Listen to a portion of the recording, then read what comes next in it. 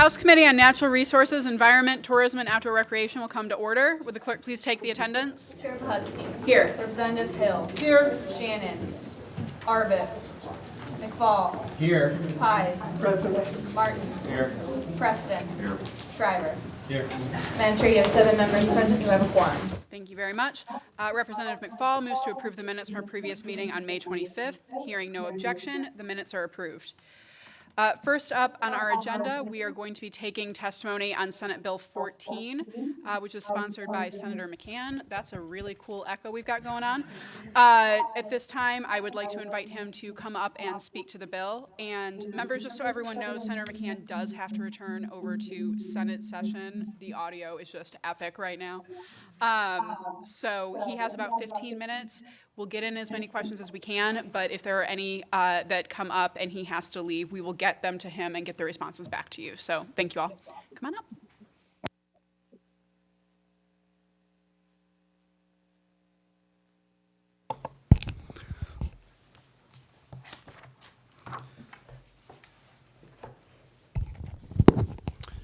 Thank you, Chair Pohutsky.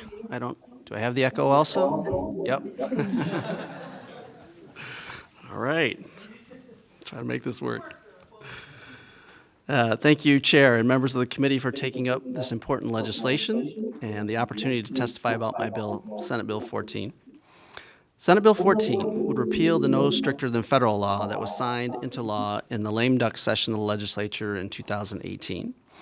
The 2018 law established language that amended the Michigan Administrative Procedures Act to prohibit state agencies from setting rules more stringent than those set by the federal government. Currently, Michigan can only exceed federal regulation in an emergency or if the state agency director finds a clear and convincing need, a process that can take time that many environmental and public health hazards simply cannot afford. This legislation would remove this requirement and let the state of Michigan decide for itself what's best for protecting our vital environment, natural resources, public health, and more. Environmental protections should not be cookie cutter or set by the lowest common denominator. Every state has unique needs, and our state, the Great Lakes state, is certainly no exception. These kinds of federal guidelines are inherently meant to be only the lowest standard states must meet. However, Michigan has a history of going above and beyond these federal standards to protect public health and natural resources. In fact, prior to signing this restrictive legislation currently that exists into law, and in the wake of the Flint water crisis, Michigan enacted a lead and copper rule in 2018 that set the nation's most stringent standards for lead in drinking water. By 2025, Michigan's standard will be 12 parts per billion, and the federal standard at that time was 15 parts per billion.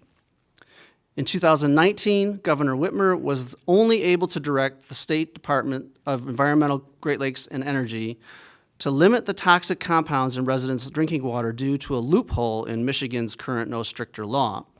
However, the current law still stops Michigan from exceeding federal drinking water regulation, but is silent on what regulators should do about chemicals like PFAS that the federal government did not regulate at the time. This was the only thing that allowed Michigan to do our own research on PFAS and swiftly address these concerns. Had there already been explicit standards set at the federal level, it would have taken a lengthy and arduous process to meet the clear and convincing standard, and that's time Michigan residents can't afford. A more recent example of the need to, when appropriate, exceed federal floor standards would be the spill from a Wixom-based chrome plating facility last summer that resulted in a prolonged do not touch advisory in the Huron River due to the presence of chromium and its more toxic variant, hexavalent chromium. Hexavalent chromium is a toxic metal compound linked to lung cancer and other health issues, including asthma and bronchitis. However, the federal drinking water limit for chromium does not differentiate between toxic hexavalent chromium and more benign trivalent chromium. This legislation would allow Michigan to, should it be necessary, set higher standards to protect our drinking water, natural resources, and public health. We know no state is monolithic, nor does every state experience the same environmental and public health issues. Every day, this legislature passes bills that may be different from federal standards because we recognize Michigan's unique needs. With Michigan's aggressive economic development push into electrifying transportation and the industries and suppliers that contribute to the finished product, it may be even more important than ever to be able to rapidly adjust our environmental standards to ensure the health of the Great Lakes watershed. I appreciate the committee's attention, and thank you very much for the opportunity to speak to my bill. Thank you very much, Senator. Are there any questions for Senator McCann at this time? Representative Pies? Thank you, Madam Chair. Yeah, a quick question. You had said that the state can exceed federal guidelines only during an emergency, which seems kind of at odds to me. Why is it only during an emergency? Yeah, thank you for the question, Representative. And I know there might be some folks from Eagle here that might be able to also address technical questions, but the department director currently has the ability to exceed the standards if there is a clear and convincing need to do so. So, that is a fairly undefined process, a little unclear, and I think there's the system is burdensome to be able to reach that kind of a conclusion. So, could we do that in an actual emergency? It's hard to say. Thank you. Any further questions for the senator? All right, thank you very much for taking the time. Next up, we have a handful of organizations wishing to speak. We have Nick Acapinti from the Michigan League of Conservation Voters. Is Nick here? Oh, never mind. We have other friends from MLCV. The floor is yours.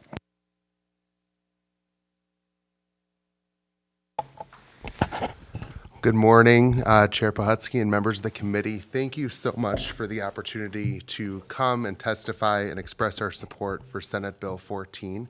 My name is Ethan Petzold. I'm the political coordinator at the Michigan League of Conservation Voters, which is one of the state's leading voices for protecting our land, air, and water. I'm here with my colleague. Hi there, my name is Logan Force. I'm the legislative aide for the Michigan League of Conservation Voters.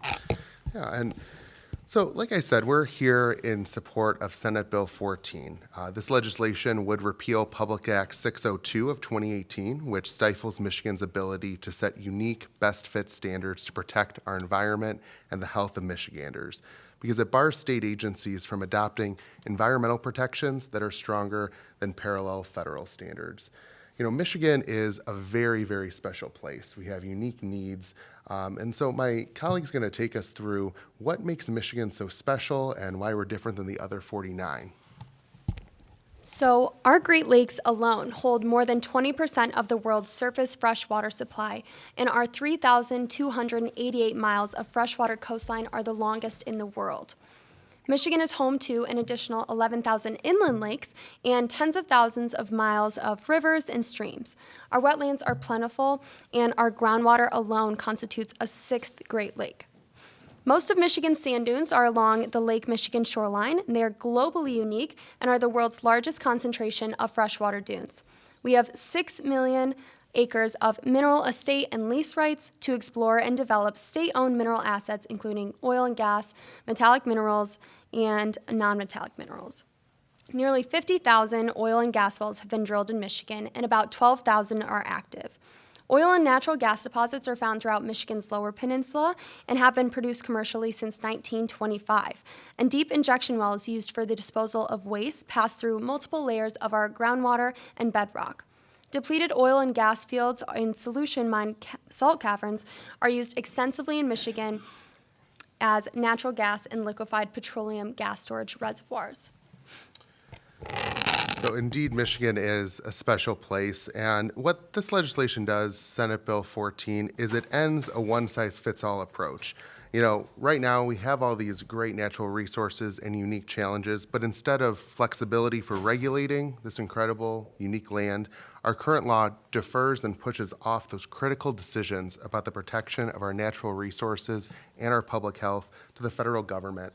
And as has been said before, those federal standards are meant to be the floor, not the ceiling. It's the floor to build off of. You know, the thing that I think is really important about Senate Bill 14 is it encourages and facilitates a culture within our state agencies like Eagle to be more proactive. You know, all throughout our lives, we hear messages of how being proactive is better than being reactive. Whether it's, the message that it's easier to maintain a good grade in school than make one better, or, how a healthy diet's better than addressing diseases later. The same applies to public policy. If we can invest in being proactive, seeing things before they're a problem, it's gonna be better for us in the long run than addressing and cleaning up problems that we didn't address. Some examples that we have in Michigan on where this no stricter than federal law sort of plays in, Senator McCann mentioned our PFAS standards as one of them. We were only able to develop those PFAS standards that were based on a deep review of the latest science because there was no parallel federal standard that existed at the time. And if there was a federal standard, that would have been the ceiling, whether or not it was the best to protect Michiganders' health, whether or not it reflected the latest and best science. And we've seen so much high-quality work from, MPART on PFAS site prioritization, and, there's been tools deployed to quickly and efficiently address the presence of PFAS in Michigan's waste and drinking water supplies that would not have happened if there had been a parallel federal standard. We also see the lead and copper rule. That was in response to the Flint water crisis. Michigan has, one of the best lead and copper rules in the nation. That was only possible because that was developed before no stricter than federal. We would not have been able to be proactive on that front. When you look at going forward, there's several challenges, things that we foresee, like needing to address cumulative air pollution standards and risk assessments that currently we cannot do effectively under this law. And there's so many things that we might not even know about that, we need to make sure that our state agencies can be proactive and swift in addressing. Michigan lawmakers have consistently shown bipartisan support for this unique regulatory authority in Michigan. In 1976, when toxic algal blooms were plaguing Lake Erie to such an extent the lake was labeled dead, Republican Governor Milliken issued a rule that limited the amount of phosphorus, the root cause of these algal blooms in freshwater environments, flowing into Lake Erie. That rule was stronger than federal standards at the time and since has been credited as a critical step that helped to reduce the growth of toxic algal blooms in the lake. We know that this problem isn't solved, but the lake is doing much better. Michigan is seen as a leader on our elevated ballast water treatment standards for shipping to protect the Great Lakes from invasive species. Former Attorney General Bill Schuette signed onto a letter to the U.S. Senate Commerce and Trade Committee opposing federal legislation that would preempt the state's authority to take any necessary action to protecting their water resources from harmful pollutant discharges and invasive species. It's important for, regulators to understand federal standards and carefully weigh the variables that led to the establishment of those standards, but within the context of Michigan's unique history, our culture, our climate, our natural resources, topography. And, because of that, we shouldn't voluntarily tie our own hands and shouldn't voluntarily remove tools from our toolbox when it comes to fulfilling this unique and special responsibility to be good stewards of our one-of-a-kind natural resources. Passing Senate Bill 14 will empower Michiganders to make decisions about our state, our residents, and our way of life. Thank you so much for your time, and we're open to any questions. Does anyone have any questions for Ethan or Logan? Representative Pies? Thank you, Madam Chair. My question, excuse me, is instead of repealing, why do we not say instead that we may exceed federal standards? I think my concern is that by completely repealing it, that we won't have a baseline on how low someone can go. Thank you. So before these standards were in place, there was no regulation on us going above federal standards. So our state routinely did exercise those things in a bipartisan manner. So by taking this away, it just takes away that restriction. Yeah. May I have a follow-up? So with the recent Supreme Court decision, might that make it moot then, what you just said? I can I don't know all the answers to that regarding that decision, so I can get back to you on that. Any further questions? All right, thank you both very much. Thank you. Thank you. Next up, wishing to speak and supporting the bill, we have Sean McBrearty from Clean Water Action. Sean, the floor is yours.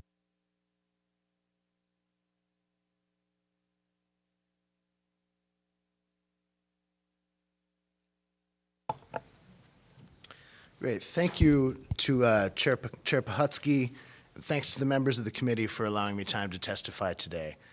I'm Sean McBrearty, and I'm the Legislative and Policy Director for Clean Water Action, which represents over 130,000 Michigan residents who understand the importance of the value of the natural world that surrounds us.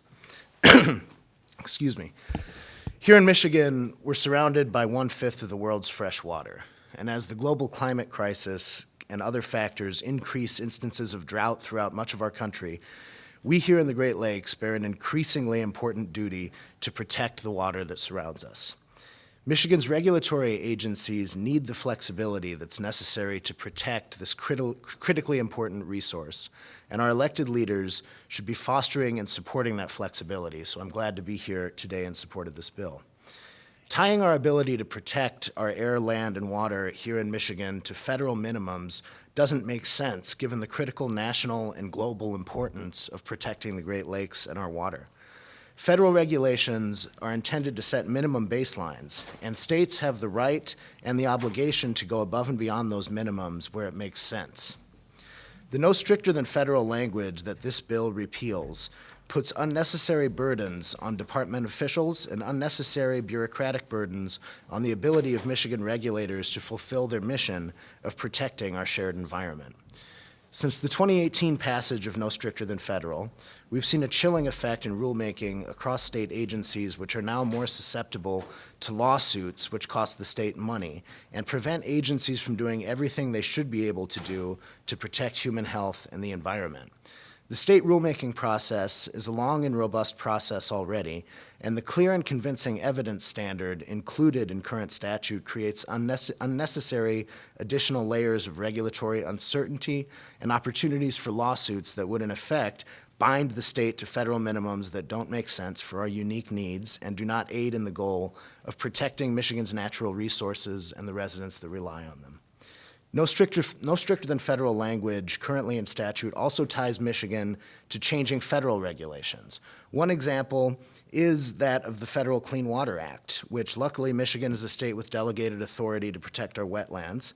But the Clean Water Act has been interpreted in different ways by each federal administration since the 1980s. Our lakes, rivers, streams, and wetlands in Michigan are a critical component of the overall Great Lakes ecosystem, and Michigan residents, businesses, and regulatory agencies should not be tied to ever-changing federal interpretations of the Clean Water Act.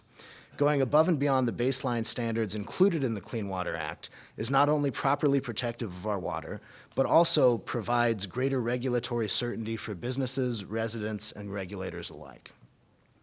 This week in Michigan, many communities, including several communities that are already overburdened with pollution, are suffering the additional air quality impacts of wildfires burning far away. I think the air quality we're seeing across a lot of the state is a taste of what so many residents in the 48217 zip code or in Flint and other places in our state deal with on a regular basis.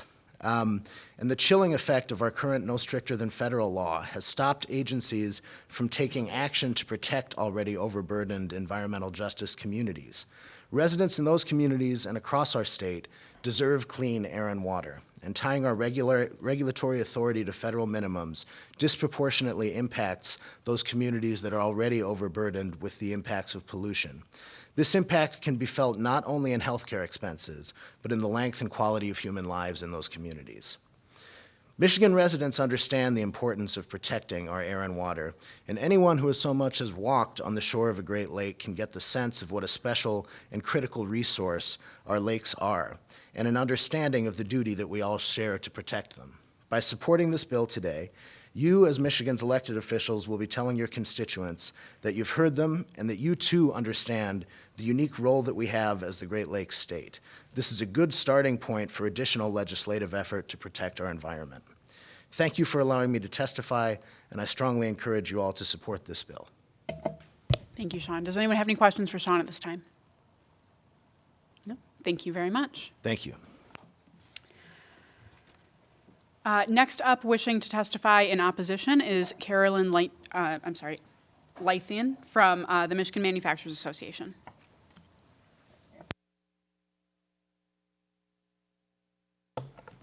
Good morning.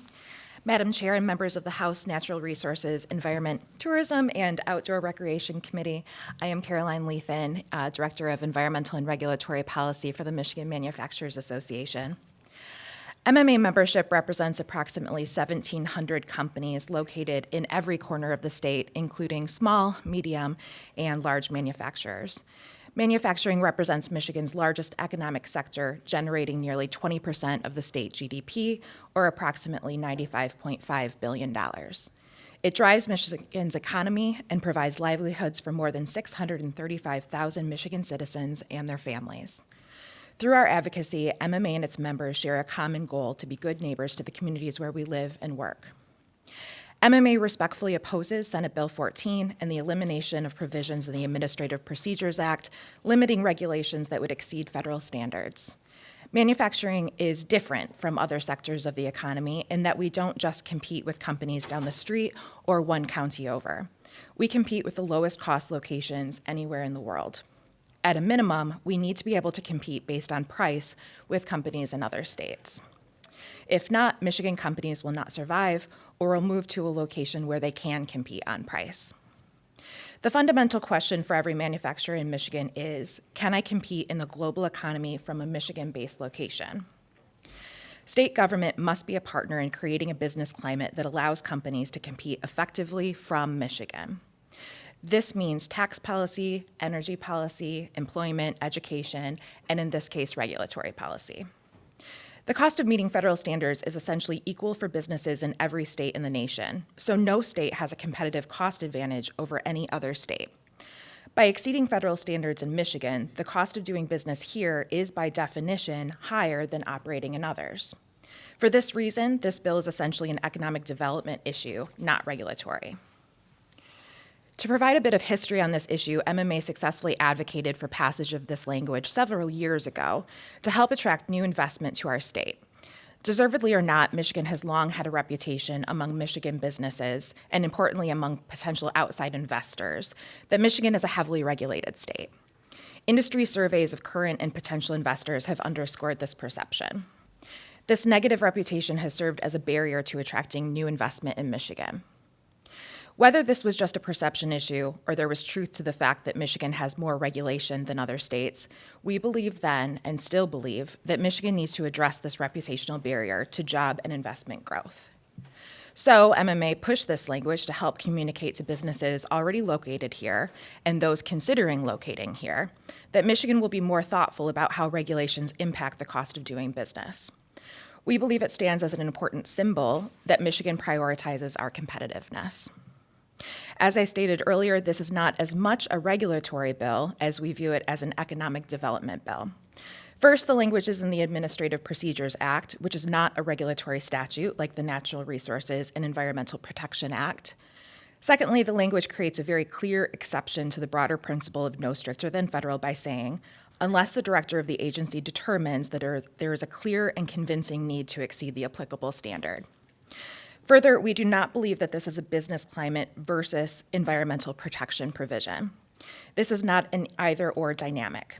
It allows special consideration of unique circumstances by providing the director of any department clear authority to promulgate rules that exceed federal standards. The director simply must provide reasoning for the exceedance.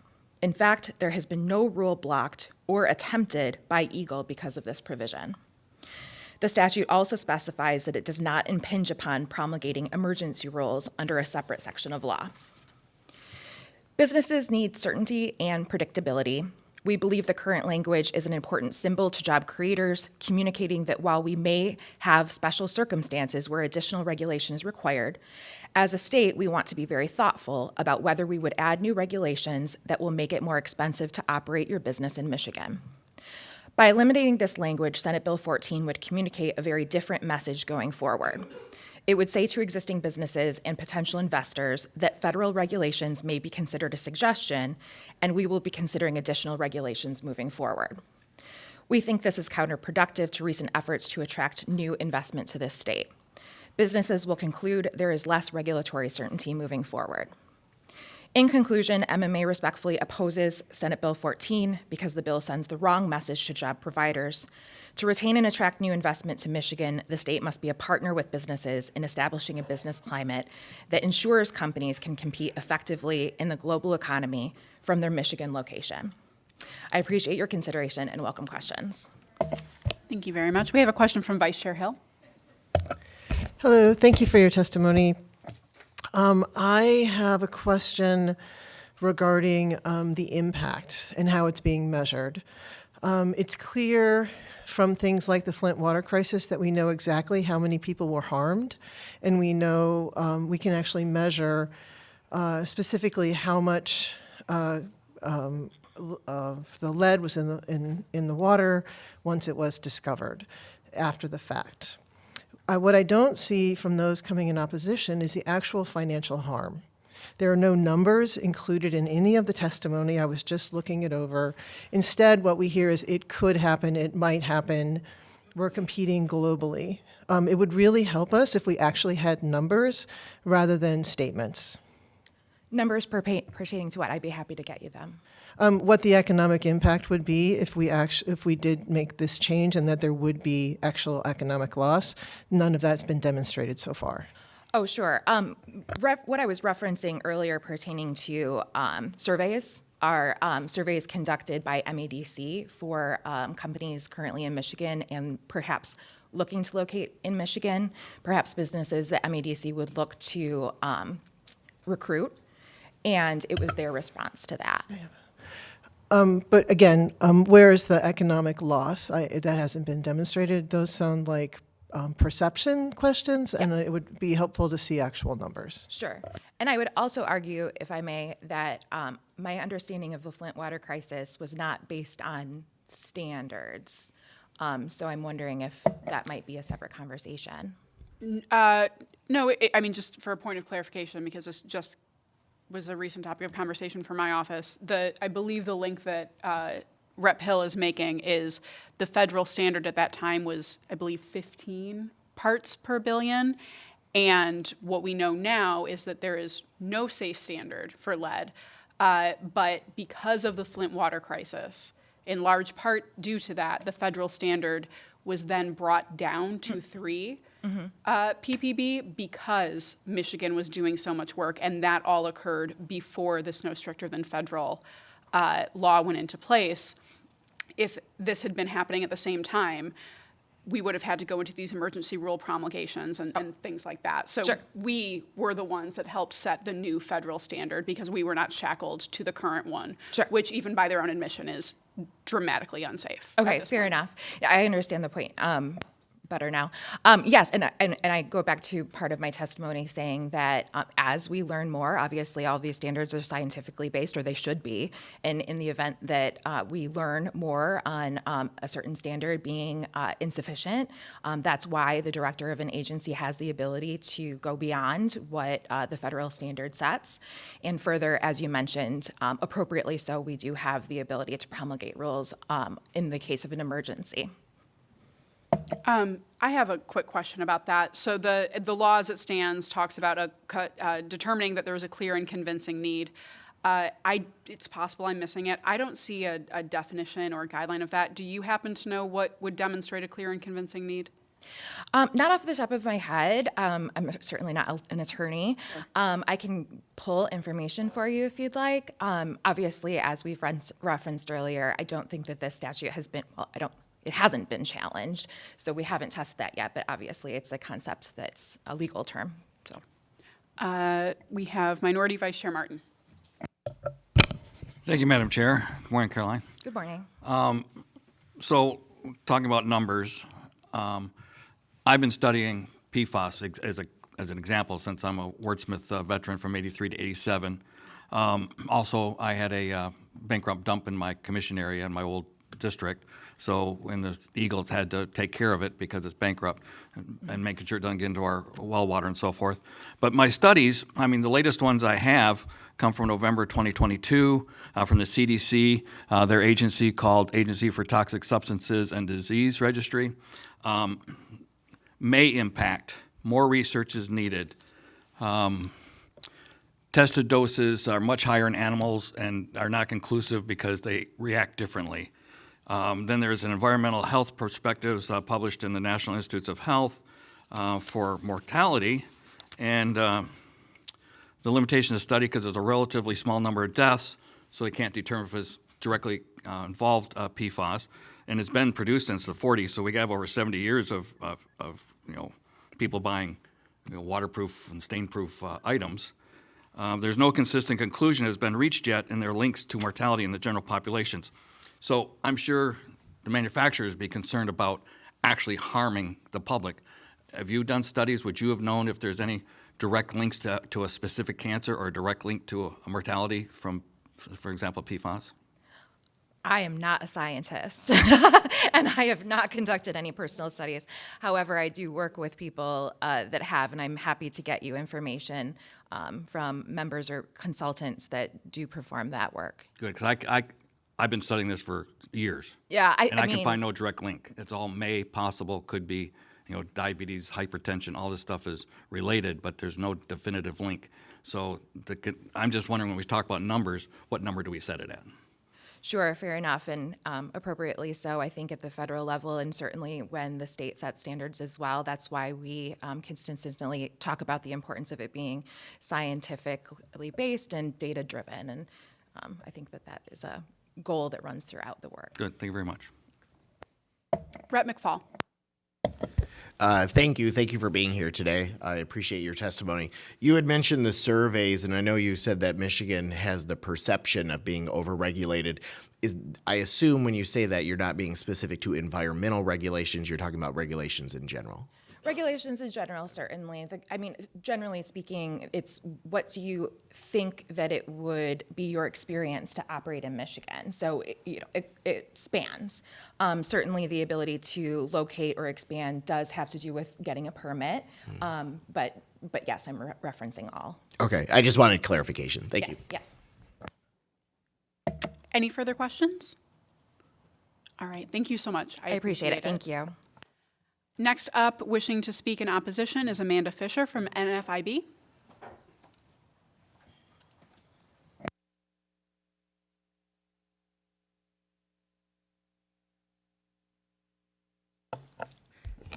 Good morning, Madam Chair and members of the committee. Thank you for letting me speak. My name is Amanda Fisher. I'm State Director of the National Federation of Independent Business here in Michigan.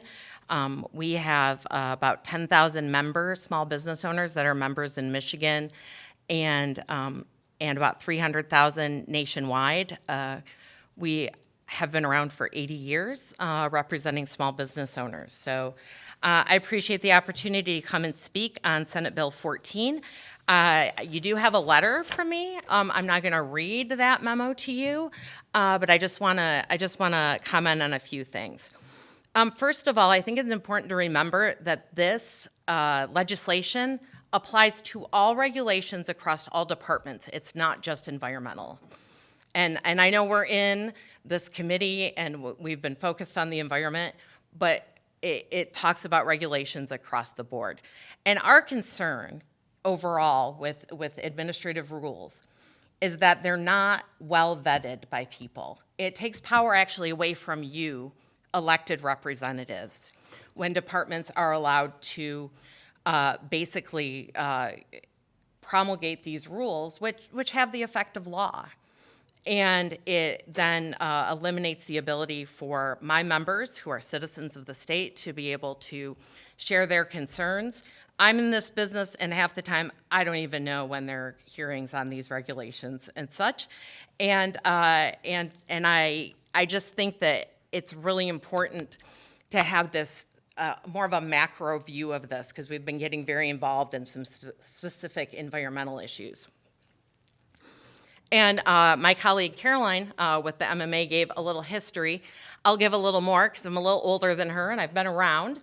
Back in 2011, we actually, the legislature passed a bill. Actually, it was Representative Jeff Farrington, his bill that basically did say no regulation in Michigan can be stricter than the federal. It was that clear. You couldn't go above it. And Governor Snyder vetoed it.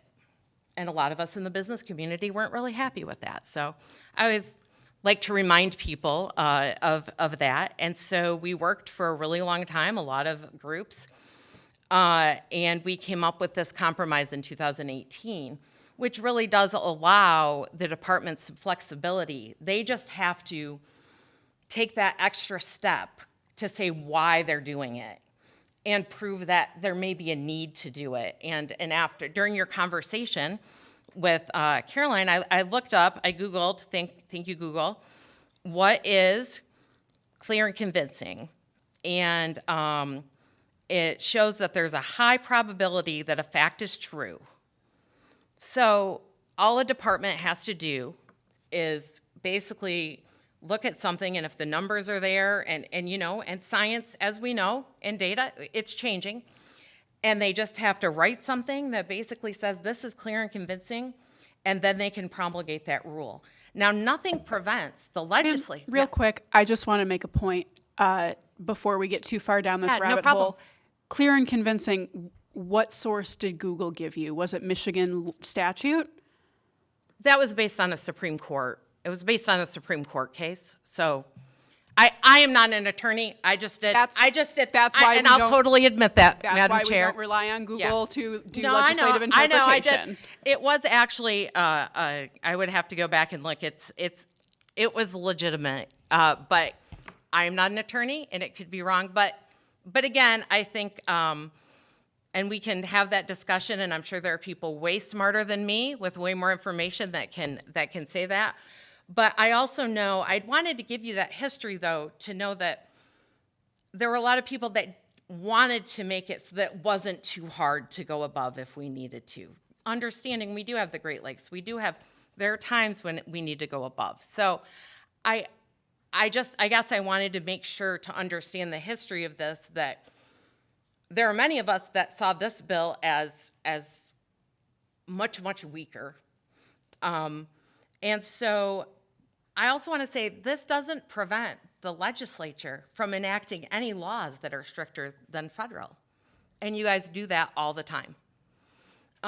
Normally much to my chagrin and my members' chagrin, but you do, and you're able to do that. So if there is a convincing need, if something happens, you can pass that and it will go into law. But again, what you're doing is you're actually, as legislators who have been elected to enact laws, you are the ones making those laws rather than, honestly, administrative bureaucrats who are not responsible to anybody. And that really is, it's a transparency and accountability issue for us. That's what this bill is about. That's why I didn't want to get involved in any of the specific little things, because it's really overall what is that experience. I know Representative Hill asked about the cost, and I think that's a really legitimate question. I also think that it's important to understand that there are costs to everything. And it would be nice if we could count the costs for every law that is actually passed, how that would affect small business. And lots of times we do. And I can tell you federal regulations alone on small businesses with less than 50 people averaged $12,000 per employee in 2017. And that's just federal regulations. So that is a number. That's up from 10,000 in 2010. And as we all know, it's harder to get numbers that are more current with that kind of stuff. So that doesn't include Michigan. So I want to make sure that we understand that this isn't about, we want to just do whatever and not keep Michigan safe and not make sure Michigan is doing what Michigan needs to do, because we shouldn't be a one size fits all. But we really need to think about when we want to go above federal standards. Why do we want to do that? Is it necessary? And again, the current act allows that to happen through the administrative process. There's just an extra step. So I just wanted to make those comments. I'm happy to take any questions, and thank you for your time. Do we have any questions? All right, thank you very much. Thank you. We additionally have a significant amount of written testimony that has been distributed to all of the members, and we have several cards to read in. Not wishing to speak in supporting the bill, Amy Trotter from MUCC. Not wishing to speak in supporting the bill, Travis Boscool from Eagle. Not wishing to speak in supporting the bill, Tim Minotis of the Sierra Club. Not wishing to speak in supporting the bill, John Fournier of the City of Ann Arbor. Not wishing to speak in supporting the bill, Mike Spence of SEMCOG. Not wishing to speak in supporting the bill, Liz Kirkwood of Flow. Not wishing to speak in supporting the bill, Mac Jones of Lara. Not wishing to speak in supporting the bill, Charlotte Jameson of the Michigan Environmental Council. Not wishing to speak in opposing the bill, Kevin Kendall of the Michigan Waste and Recycling Association. Not wishing to speak in opposing the bill, Michael Lamo of the Michigan Chamber of Commerce.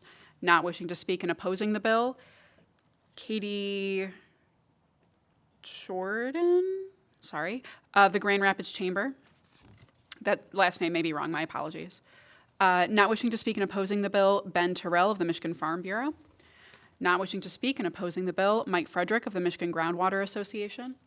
Not wishing to speak in opposing the bill, Dawn Crandall of the Michigan Home Builders Association of Michigan. Not wishing to speak in opposing the bill, Amy Drum of the Michigan Retailers Association. Not wishing to speak in opposing the bill, Jason Hayes of the Mackinac Center for Public Policy. Not wishing to speak in opposing the bill, Ryan Knight of the Michigan Realtors Association. Thank you all very much. Next up, we will be hearing testimony from House Bill 4596, sponsored by Representative Menser. If you'd like to come up, the floor is yours.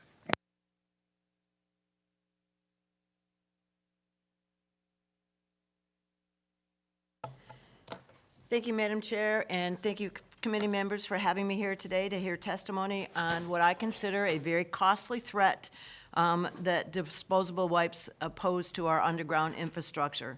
House Bill 4596 would require the labeling "Do Not Flush" on single-use disposable wipes here in Michigan. These wipes are handy and they're popular, and this legislation does not ban their use. It simply removes any uncertainty by requiring that the packaging clearly state that these wipes should not be flushed down a toilet.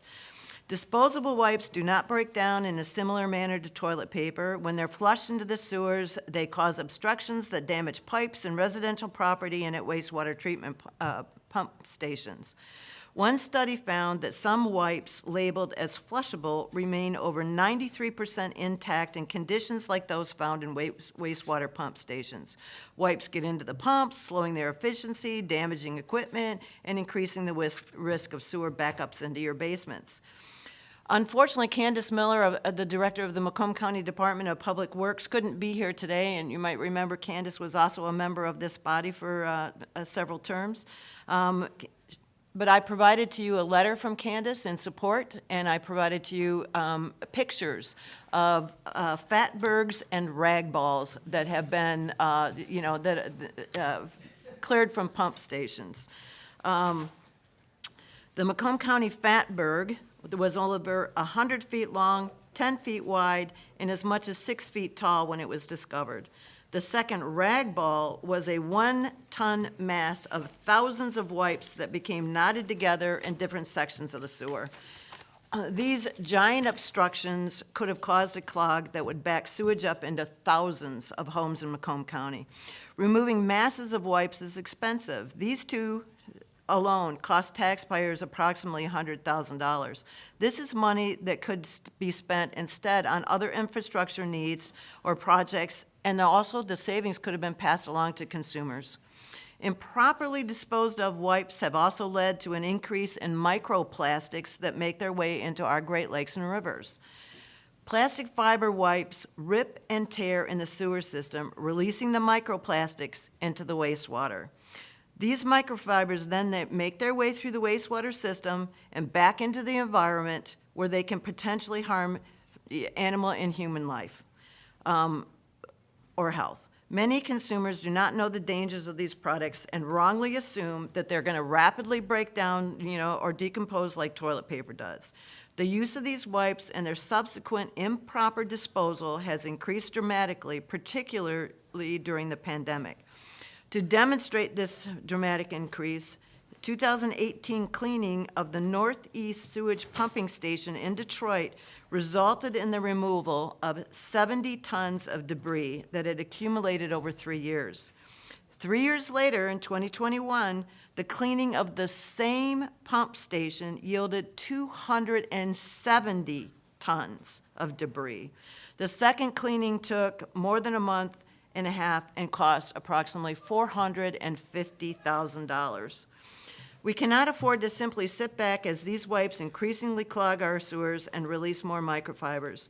As we continue to make investments in our state's water infrastructure, we must also take proactive steps to safeguard those investments.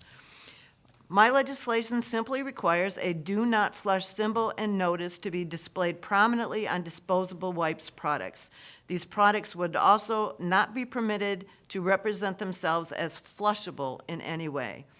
This would allow consumers to make informed decisions, protect our environment and our water infrastructure, and save taxpayers' money. Thank you. I'm happy to take any questions. Are there any questions for Rep. Menser? Representative Martin? Thank you, Madam Chair. Do you know any of the status? I know Congresswoman Lisa McClain, who's in the southern part of my district, co-sponsored a bipartisan bill at the federal level to get the Trade Commission to label nationally wipes. Do you have any, I think it's H.R. 4602 in the 117th Congress. I haven't been able to research it too far, but do you know if it's going to be a national standard so that we don't overstep our bounds as a local to create this? I'd like to see it locally, and then, I'd like to take it nationally. Well, the reason I ask locally is because, if the manufacturers have to put special stamps on it just for Michigan, how would it impact who distributed to Michigan if they just stopped distributing to Michigan, which may not be a bad thing for their sewers, but I'm just wondering how it would affect manufacturing across the country if all of a sudden they had to do special labeling for Michigan. I'm sure there are several ways that they can handle it for distribution in Michigan until it is passed as a national standard, because I agree with you, it should be a national standard.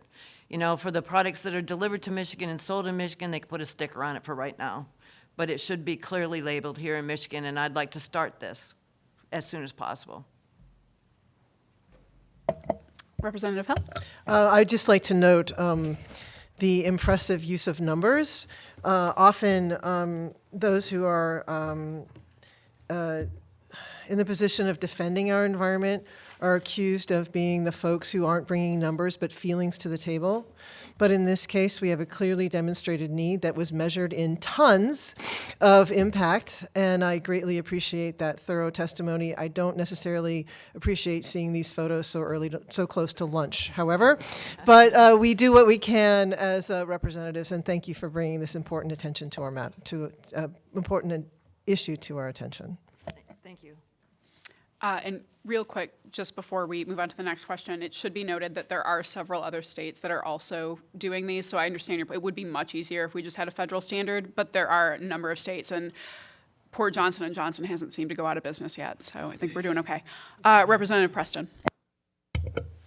Thank you very much. I just wanted to congratulate you on this, and it's a great illustration of how we can go stricter than federal without having to open up the doors to all bureaucracies overreaching.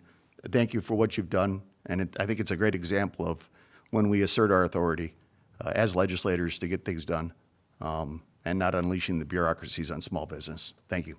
Thank you, and when this comes to the floor, I'm going to come to you first. For clarity's sake, this is actually has nothing to do with stricter than federal, though. This is not a numerical guideline. It's not quantifiable, but your point is well taken. Thank you. Representative Pies. Thank you, Madam Chair. The first example you gave of the Fatberg, so I'm... You have pictures. Yes, it's disgusting. And it was even more disgusting on color on television where my husband saw it. I just wanted to clarify that I'm House District 11, so I'm along Lake St. Clair there. And I recall this particular one happening and that it was in a position to have a really adverse effect on I-94. At that time, the embankment, I don't recall if anything was done exactly on I-94, but I remember, so I guess I'm making the point that this really can damage our infrastructure too, and especially transportation and our highway system. So, Thank you. I thank you. appreciate that help. Are there any other questions for the representative? Rep. McFall. I suppose this is probably more of a statement, and I could understand Rep. Martin's concern about what it'll cost, businesses and manufacturers and distribution. My biggest concern is what it costs the taxpayers to take care of this issue. That ranks slightly lower to me than the cost to these major manufacturers. So. Do we have an idea, because I know that we have numbers you gave numbers for 2 as to how much they cost. Do we have an idea of how much this has cost altogether in the state? Well, you can see that the increase in just 3 years was 200 tons of debris. And that cost $450,000. So you're only talking one pump station here. How many pump stations are in the Metro Detroit area?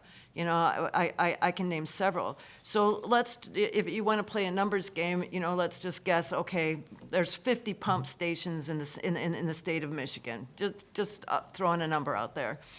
Multiply that 50 times $450,000. That's what it's costing you. That's what it's costing you in your water and sewer bills and charges for the communities you live in. Thank you. Great. Any further questions? All right. Thank you very much, Representative. Next up, we have Wes Fisher, who is joining us via Zoom. He is the Director of Government Affairs for the Association of Nonwoven Fabrics Industry. Looks like we might be having some tech issues. Is Wes available? Hi, I'm here. Can you all hear me? Yes, we can. Thank you. The floor is yours. Thanks so much. Thank you, Chair Pohutsky, and thank you so much for the opportunity to join you all virtually. My name is Wes Fisher. I'm the Director of Government Affairs for INDA, the Association of the Nonwoven Fabrics Industry. And I thank you for the opportunity to provide input. Our member companies include almost all wipes fabrics manufacturers, and many brand owners operating in North America. Our members are committed to the design and marketing of wipes products that meet the expectations of consumers while minimizing post-consumer impacts on municipal wastewater infrastructure and the environment.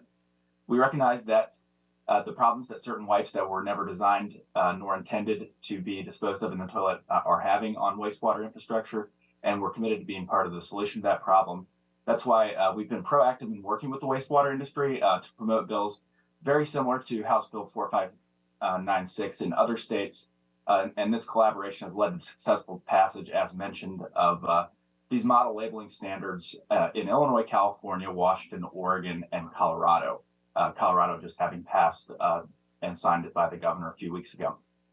These measures have enjoyed such strong support throughout numerous states because they represent the collaboration of and consensus among wastewater industry stakeholders and industry stakeholders, and they're broadly recognized as a common sense solution to address the problem at hand, as documented by forensic studies of wastewater clogs.